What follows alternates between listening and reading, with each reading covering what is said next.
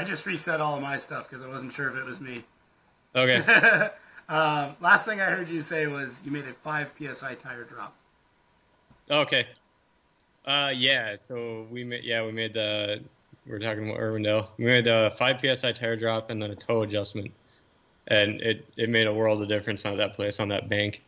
Yeah, that was one thing I was wondering about because I've never run a bank. I've never been around anybody who's run a lot of banks. So I was asking Dove about it. I'm like, what are you going to change? He's like, we'll do one lap on the tires, and then we'll just take a look at the tire wear, and then adjust Yep. camber and toe from there. Yep. Like, that's it. He's like, yep. He goes, I don't know what I need for this bank. Riley doesn't know. He's like, it depends on how much. Yeah. angle. No. It's hard to kind of judge without actually driving what you're going to need. Yeah.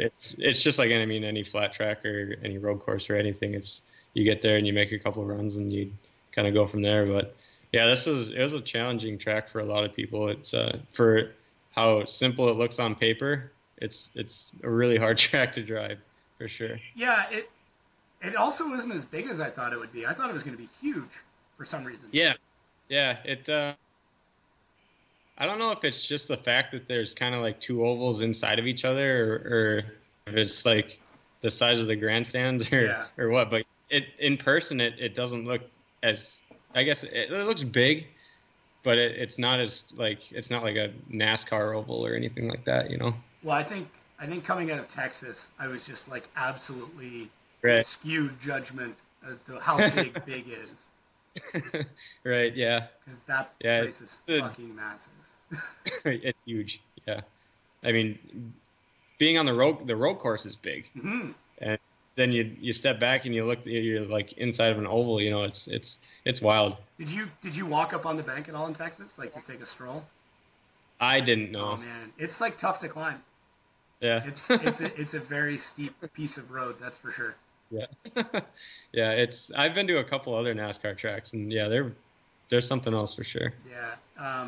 A friend of mine, another YouTuber called The Boss Garage, they just got back. Well, they just released their video. I can't remember what NASCAR race it was, but wherever they did like the weird oval where like they put a turn in on the straightaway. Oh yeah, the road course Yeah. oval. I forget what they call them. It's some weird I name. think it was called like a roval or something like that. Yeah, that's it.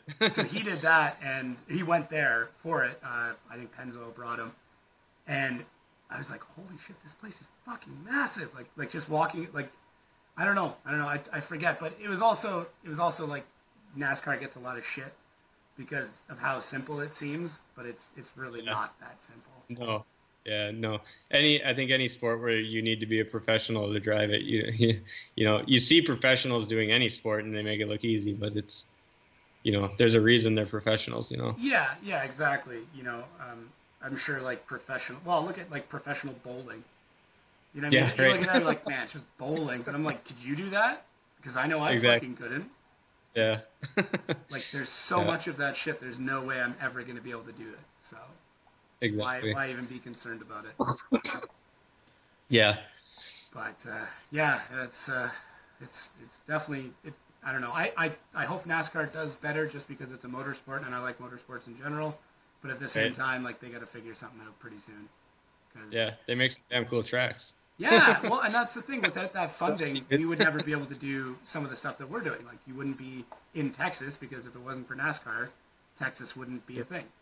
So Right. Well, I mean, yeah, exactly. So, yeah, it's pretty cool. They got some killer facilities for sure. yeah, no, it's definitely pretty crazy.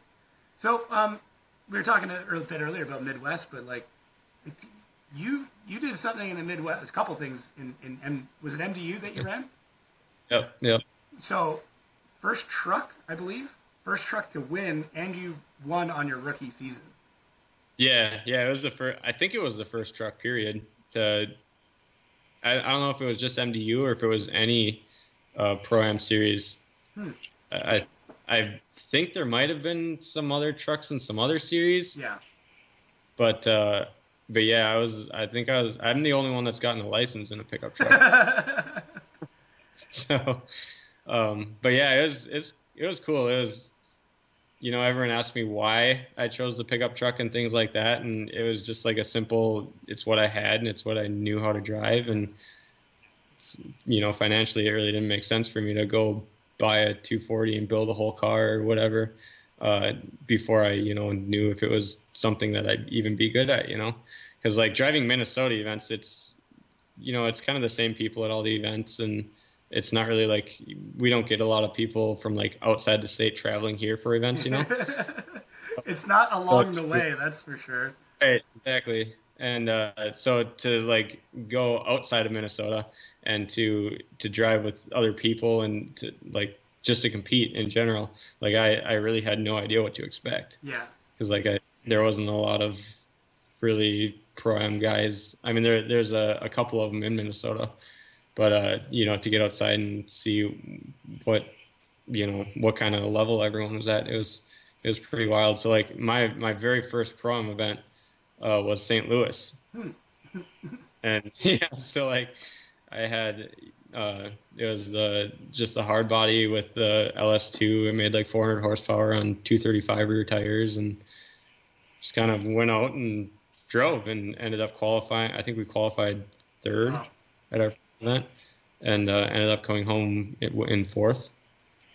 So yeah, and then that was kind of like our first event. We just kind of went and like we're gonna try this and see what happens, and then we ended up one place off of a podium, and so we're like, oh shit, we can do this, I guess.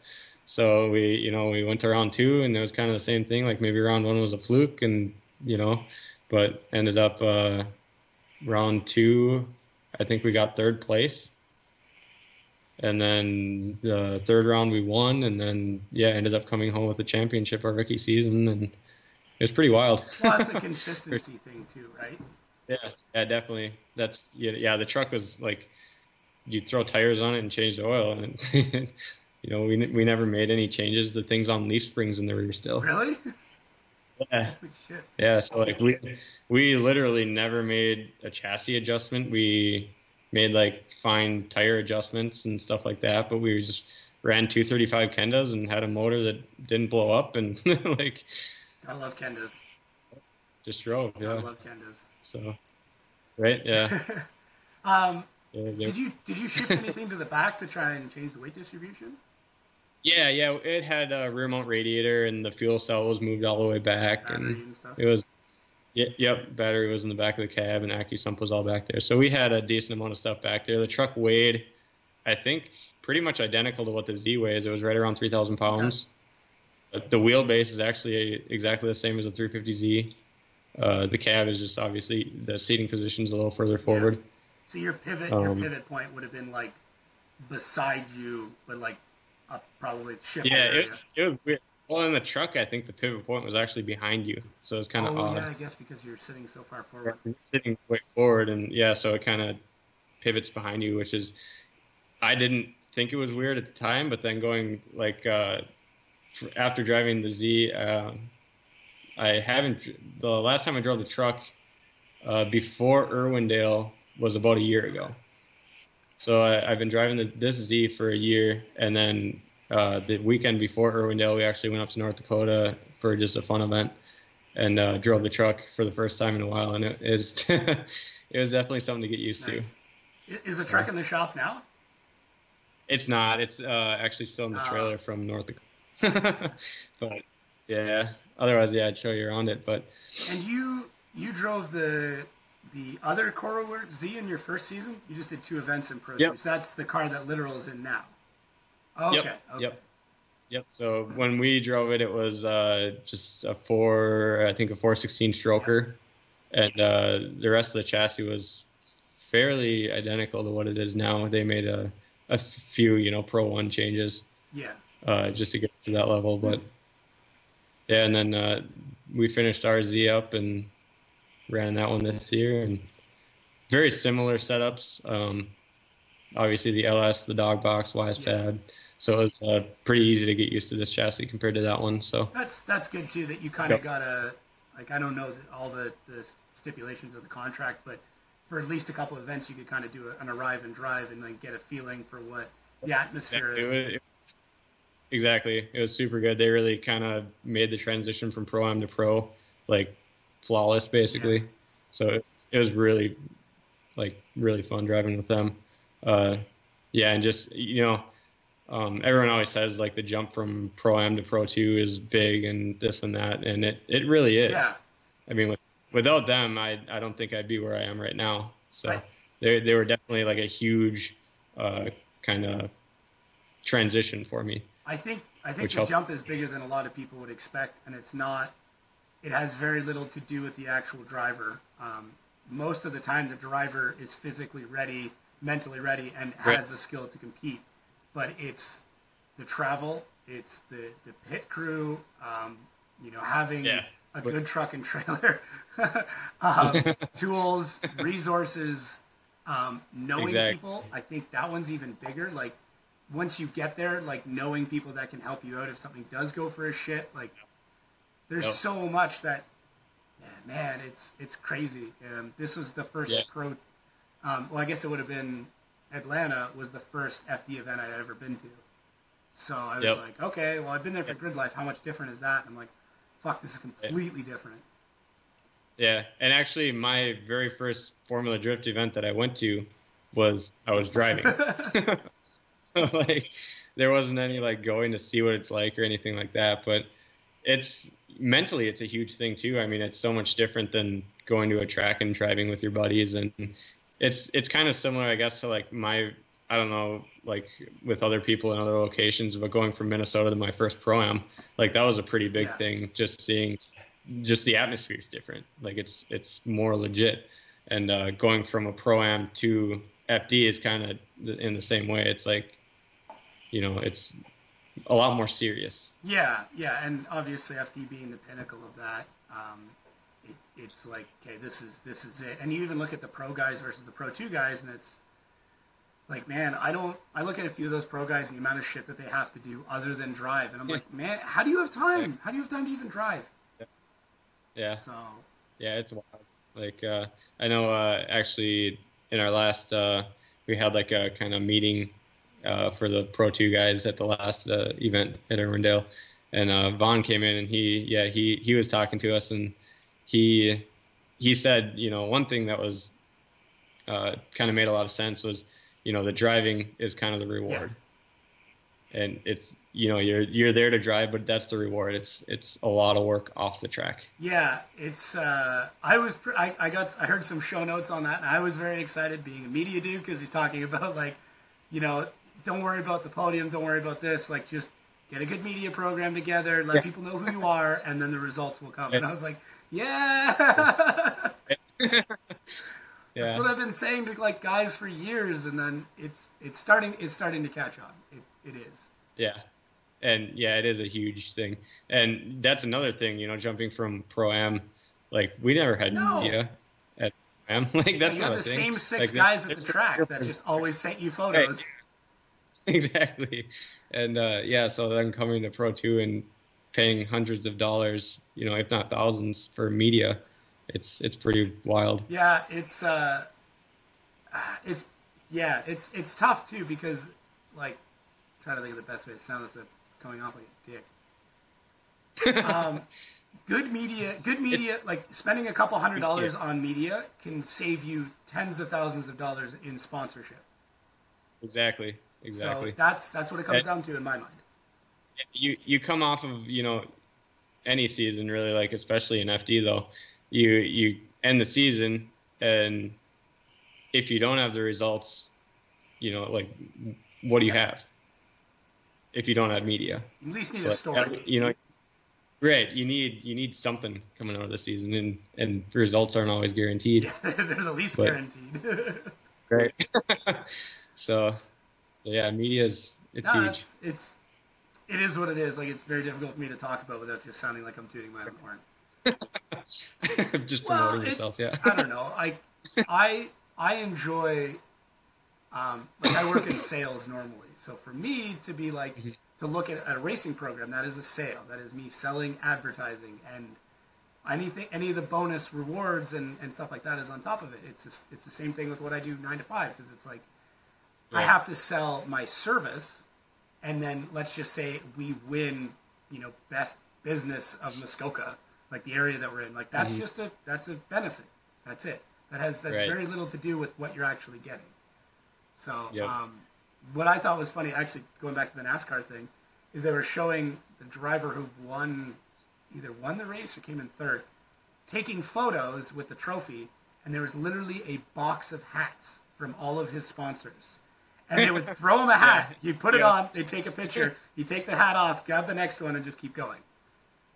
Yeah. And it's like, yeah, that's what he has to do to pay the bills so he can race. Yeah.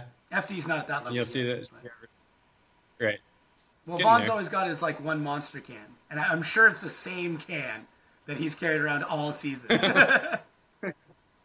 We'll have to ask him if it's Monster in there. Or Yeah, it's probably just like water, but like I'm pretty sure Right. I almost want to like look for an identifying mark, like a dent or something, just to be like, Yeah. that is the same can from See if every interview.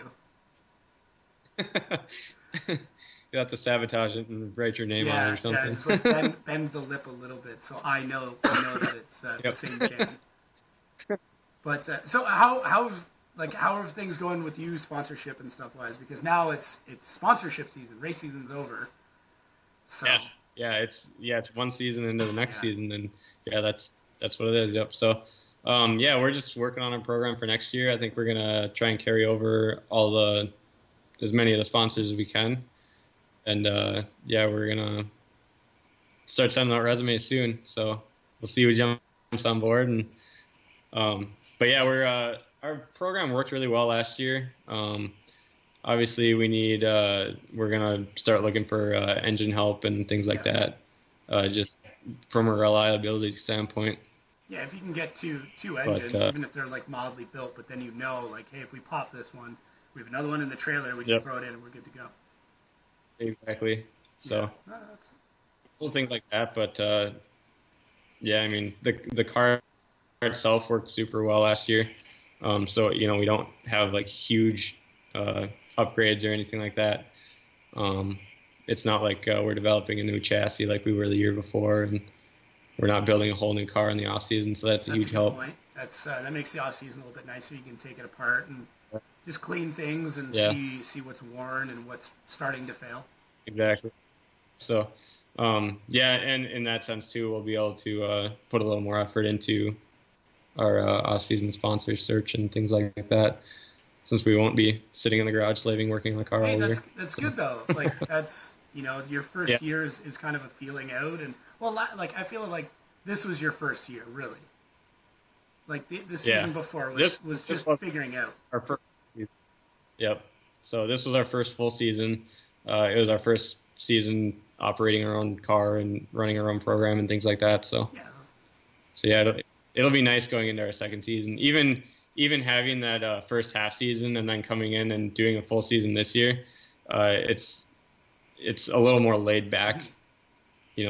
Being that we know most of the tracks and things like that, we're not going in blind other than Irwindale this year. All the other tracks we've driven. Yeah, so I guess it's the first time you have notes, adjustment notes, like this is the gearing I'm going to go with, this is, tire pressures, alignment, stuff like that. That's so key. That's at least worth 3 practice runs, if not more. Yeah. Minimum, And that's the part people forget about is like, you only have so much practice time and so much practice runs, and it's not a lot. Formula Drift is not super great about when they schedule Pro 2 practice. The last couple of rounds this year, it's been basically what I think 3 hours, just straight, no breaks of practice. So, if you need to make gearing changes or you need to make suspension adjustments, like bigger adjustments, things like that, you can lose a lot of seat time out there. So, it's having the car set up when you get there it's a huge advantage. How many practice runs were you doing in general?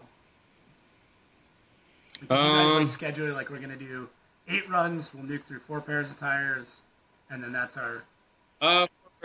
Before competition, we kind of do that. We'll have 2 or 3 sets of tires just for that. But then like Thursday practice before qualifying, we'll just as many as you can do. Basically, just get the car set up in the first few and just hammer out a bunch of laps, get a feel for everything, get a bunch of lead runs and basically get your qualifying line down, and then Friday you can work on your tandem practice and things That seems like to be that. the way everybody goes. It's like, let's worry about qualifying, because if we don't qualify, then there's no point in practicing tandem. Exactly. Yeah, you see a lot of the Thursday practice. There's not really a lot of close follows. It's it's a bunch of they have it as tandem practice, so you can tandem, but usually it's the lead car will take off, and then the follow car waits 10 seconds and then goes and basically just runs a lead lap behind them.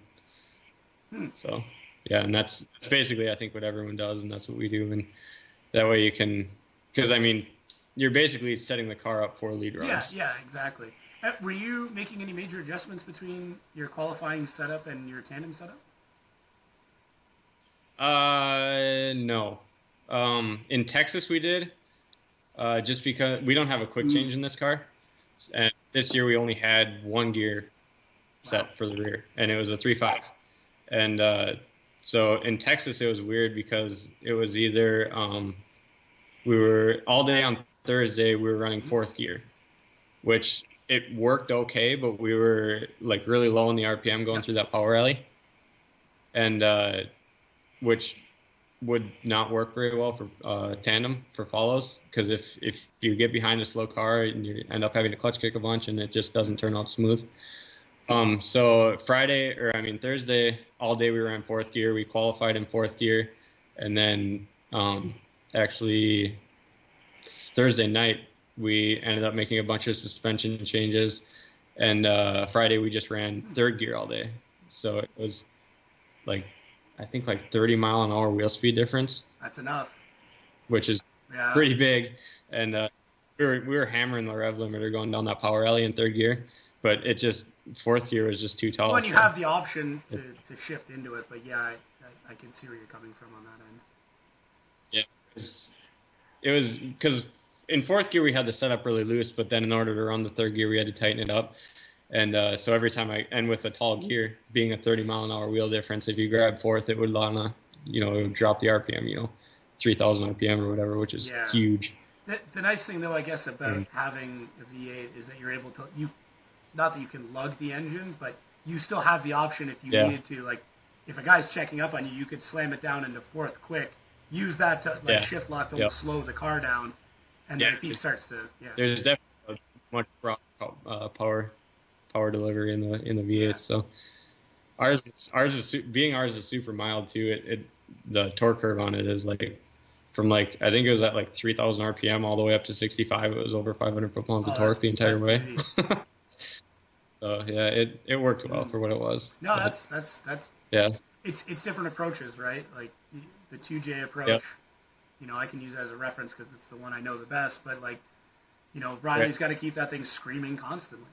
So, and if you get at a boost, that's it. Like you've got a lot of fighting to do to get it back into boost, let alone make it look good, or not let anybody know that you've come at a boost. Right. Yeah. And keeping it smooth is the biggest thing, and like you said, not letting people see the dramatic changes. Yeah, I think a V8 can be smoother in general, but the thing is when it's, I'm trying to think of how to explain it. When it starts to lug, it's incredibly noticeable. Whereas with the 2J, once you get it to being smooth, it's fine, and you can make a lot more adjustments within that. It's just getting it to start smooth is hard. So yeah, it's very easy to initiate. At least I've seen with the V8s, because you can just kind of put your foot into it, and it'll start to break free, and then you can work off of that. But those small adjustments within it are very noticeable. Yeah, I really have to get into I want to get into a car with a 2J or a RB or whatever and just drive it, because I've been in V8s my whole life, so I've never really driven anything else, So it'd be fun to hop in someone else's car and try. You know what? Now that you've put it out there, I guarantee next event you go to, there's going to be just go to a grassroots event. Now that we've done this, someone's going to man, just drive my car. Just drive my car. Yeah. I'll just drive yours once. Yeah, no, I guarantee someone will approach you now. It's yeah, it'd be fun though. Yeah, sure. I let people drive my fucking, we call it the Drift Chicken. It's an '88 Thunderbird turbo coupe, so it's a boat. It's 17 feet long, But I let one of my buddies drive it at the last event of the year.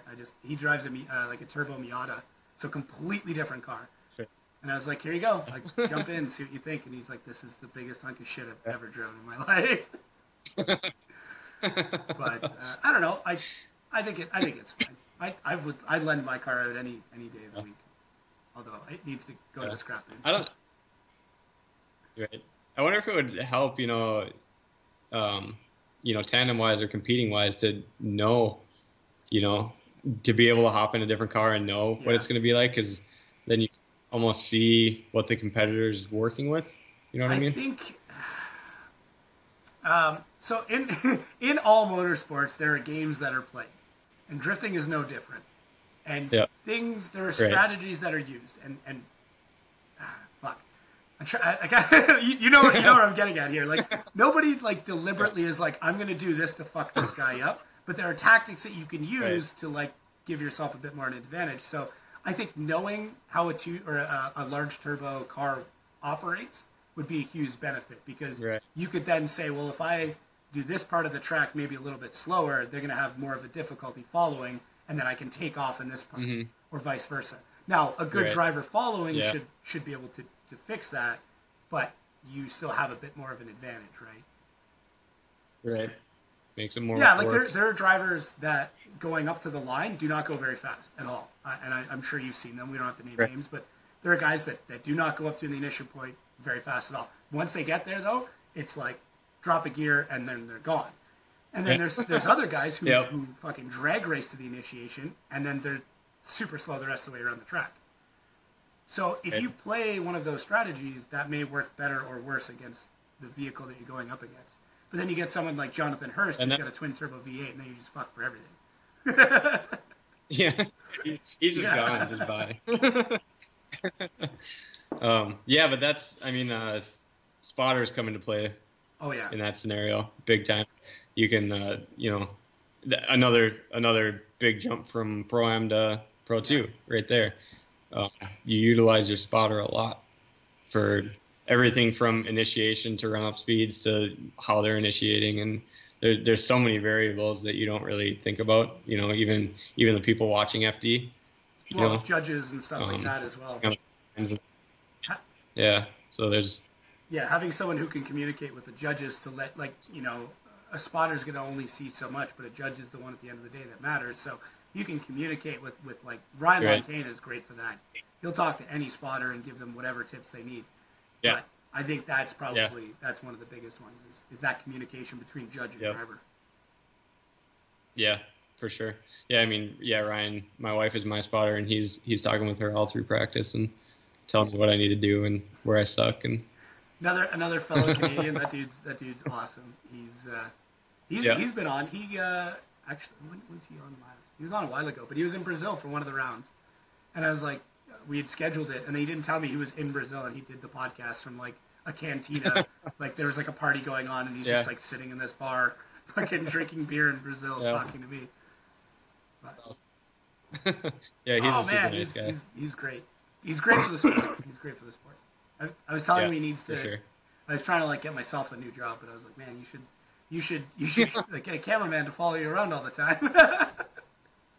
Because he goes everywhere, and he's so cool. Like that dude could be the guide to international drifting. I don't know if there's anybody more qualified than him to talk about drifting around the world.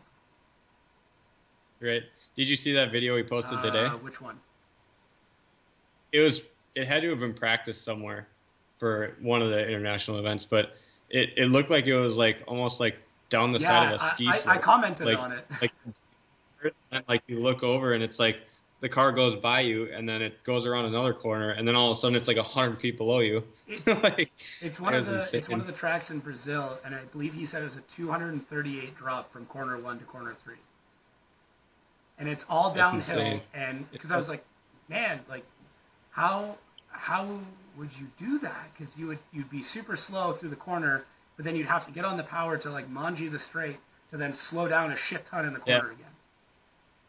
Yeah, it would almost be like 90-degree entries, almost a reverse entry into each corner, just trying to scrub speed. Yeah, it was. I didn't get to watch it. I really wanted to. I was driving home from from Toronto, but I might.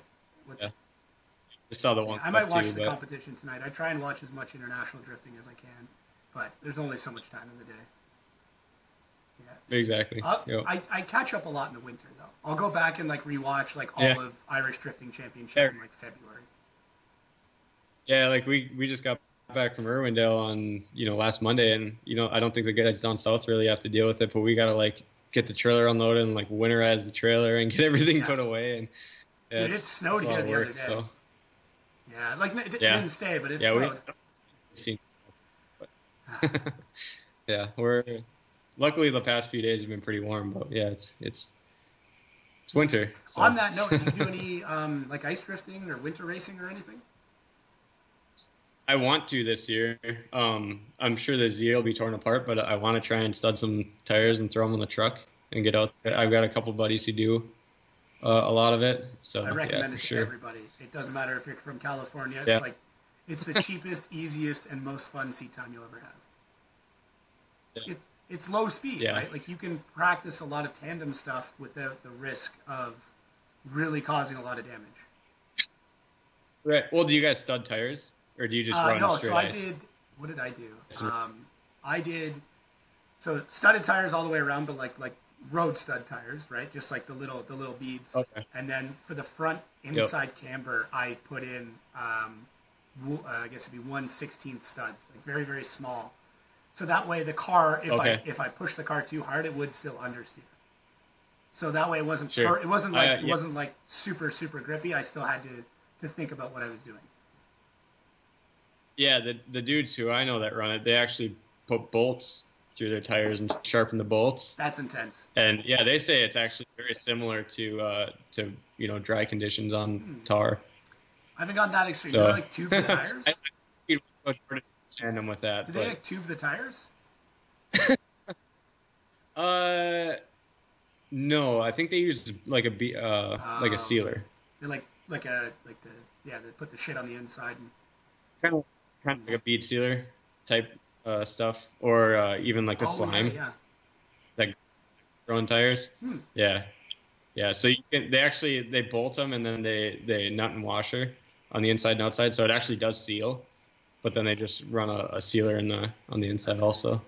So it's pretty. I haven't gone that extreme yet. It's on the list. The only reason I didn't in my truck last year is because it's so low, and the tires, even without studs in them, like in the front, it actually like at full lock, it'll like almost touch the frame and the wheel wells and stuff. And so like having studs on there, I don't think it's going to end well. So I'll probably have to lift the truck up a little bit. Yeah, you could just look for like street legal studs. That would at least give you something. Yeah, that would probably be the smart thing. They're not that expensive, for a couple $100 and you can get a full set, but when you're blowing $85 a tire on Achilles, a couple $100 for a full set's not too bad. Right. Yeah. Not so bad. Yeah. So a lot less work than drilling 1,000 holes in your tires. And I got these like used from a buddy, and like most of the studs were down pretty far, but I dropped my tire pressure down to like 8 psi. Like barely holding onto the rim. Yeah. And it was good. I probably think the fastest I got was 60 miles an hour. So like. Okay. Do they lose studs or anything? Do they lose them? When you're spinning? Yeah, do they spit studs out at all? The ones that are embedded in the rubber didn't. The ones that I screwed into the front did a little. I lost a few. But I went on Amazon and bought these like 1/16 studs that come with a little tool, and it's just like a screw gun, and you literally just screw them in until the screw tool won't engage them anymore, and then they're good. Yeah. That's interesting. I'll have to look into that for sure. I can send you a link to a video. I think I did a video of like me prepping my turbo coupe to go ice racing. Yeah, and it shows me like putting these studs in. It took me, I think I did 2 rows on each tire on the inside, and like 2 like full circumference of the tire, and it took me like maybe half an hour. So perfect. And they were full of air when I did it, so it wasn't like I had to take anything off and do anything major. So no real complaints on that end, but yeah, I think you should, man. And then come to Canada, and well, you're basically in Canada, like all things considered. Right. Yeah, comparatively to the rest of the United States. We'll have to I'll stud my tires, and then we'll have to make Riley stud his hard body. That might be getting a new engine soon, so that will be very interesting. Yeah. Yeah, that would be fun to do. I haven't tandem. I've never driven with them. I filmed them fucking countless times, but I've never actually driven with them. Yeah. The hard body would be fun though. Yeah, it's funny because like even doing MDU and stuff, like nobody had like ever seen or like heard of like drift trucks before. Like they're like not common anywhere. And then you come to Minnesota and it's like a quarter of the field is mini pickup trucks. Cheap and you know, like right? Yeah. So there's got to be 15 drift trucks just in Minnesota. Yeah. So it's kind of fun. I'm trying to think. Yeah, we got a couple like Ford pickups and stuff like that. But right now we're just inundated with E36s, fucking more than anything. Yeah. Well, with the price of 240s going as high as they are, E36s and E46s and all that stuff is just dirt cheap. There's two S13s like next door to my kid's babysitter, and they're like completely rotten. Like they sat in the bush for fuck, I don't know how long. And you know what that's like. Like they've sat with weeds growing up through them. And I posted a photo of both of them like sitting in the bush, and guys are like, "Where are these? I'll come find them. I'll give you $3,000 for them." And I'm like, man, there's nothing left. There's no floor. There's no rockers. There's nothing to save. Yeah. But people still want them for some reason. They're good cars. Yeah, I don't know. Yeah. I mean, parts are available for them for sure. It's getting a little slimmer now that they're kind of all disappearing from junkyards and stuff like that. But the Z chassis, I think, is what's next. Like they're coming down in price a lot, and you know they're. You can tell me better, but I'm assuming it's a good car. Yeah, it's worked awesome for me. So, but yeah, I think you can buy a Z for pretty much the same price as a 240 these days. Yeah, and it's a modern chassis. Not cheap. Right. Yeah. And make decent power out of the box. Like you can make 400 reliable horsepower on the DQ engine. Just don't straight pipe. Exactly. So. Fuck. Yeah. Man, I've only met one person that enjoys the sound of a straight pipe DQ, and that's it. Yeah, it's I don't know. They're definitely. Where did you get that one? Yeah. This one? We actually there's a salvage yard kind of right here in central Minnesota called Slide Good. See the logo on and that they do like. Yep. So they do kind of like parting out basically and you know they get salvage cars in, they part them out, but they don't just do any car. You know, it's a lot of Z's, a lot of BMWs, a lot of like WRXs and Evos and things like that, kind of like the sport compacts basically. So they get them in from everywhere and part them out, and they're one of our bigger sponsors. And he found this car. I think it was a salvage from Chicago, and it was a burn damage vehicle. So like the whole top of it was like all the paint was faded, and like all like the bumpers were like droopy, and like like just because it got super hot. But like tires and brakes and like everything underneath the car was like mint. So he got this one in for cheap, and then they parted everything out, and then we got the rolling chassis from him and built it from that. You can see on our Facebook page and stuff the pictures of when we got it. I have to go back and look at that. I'm kind of curious now. Yeah. Well, if you look at it, even we get people asking about it all the time because we still have the stock door handles on it, and they're like all melted and crispy. I was and like, why is that a big deal? Do people normally take those off? Plastic one, and so like they're like all melted and kind of funny looking, but that's really the only part we kept that was plastic. So that's kind of funny. Yeah, I'm gonna look into that. It's a good. I was researching you a little bit more before we started, but I must have missed that one. Trying to do my homework. Yeah. So we call this car Crispy. This makes sense. So if you ever refer to it as that, that's why. That's good to know, man. I'm gonna. I like that. I like these insider things. So next year, I know you got to wrap it up relatively soon, but I got to ask. Next year, plan is stick with Pro 2 and just try and dominate. Nice. Yep. Yep, that's exactly the plan. Yeah, we'll probably end up, with a very similar program and just go out there, and we know most of the tracks now. We know a lot of the setup, like we said, and yeah, Cool. should be And fun. just try and find a big sponsor that's outside of the automotive world. Yeah. Beard Yeah, oil. like we talked about. Yeah. I think I was talking Riley about it. Beard oil. Go for like Dollar Shave Club or fucking something like that. That's a perfect spokesperson. Yep, I gotta Yeah, figure that out. you gotta find something that's like unique to your personality or something along those lines, and just like play to that. Yeah. That's why I bugged Riley. I'm like, man, you gotta, like that beard is gorgeous. You got to do something like that, you know? Right? Yeah, just mental note throughout the day, just like everything you look at and touch. Anything you eat, drink, consume, view, anything like that. If you see it, just like, hey, put it on a list and hit those people up. Yeah. It's easy to send resumes and though. Formula Drift is great about giving drivers and programs all the metrics about viewership and stuff. Like, it's crazy. It's the numbers of viewers is insane. The fact that companies aren't jumping all over this shit is just mind-boggling to me. Yeah, I don't know. It's hard to say why there's not more mainstream products in it. I don't know if it's just because drivers don't go for them yet. I almost wonder if it's an environmental thing. Like, yeah, that could be. I suppose that's a lot of tires we're killing. That's true. I don't think how many tires does a NASCAR team go through in a weekend? That is a good question. It's pretty similar. Yeah, I guess because they're running a lot longer. Yeah, we go through them a lot quicker, like time-wise. Like the window, I mean, our tires last like 2 minutes at the most. And but yeah, I mean, I think they go through in a weekend when they're driving, and how hundreds wide of miles. Too, right? I don't know. know. It's probably like a 305 or something.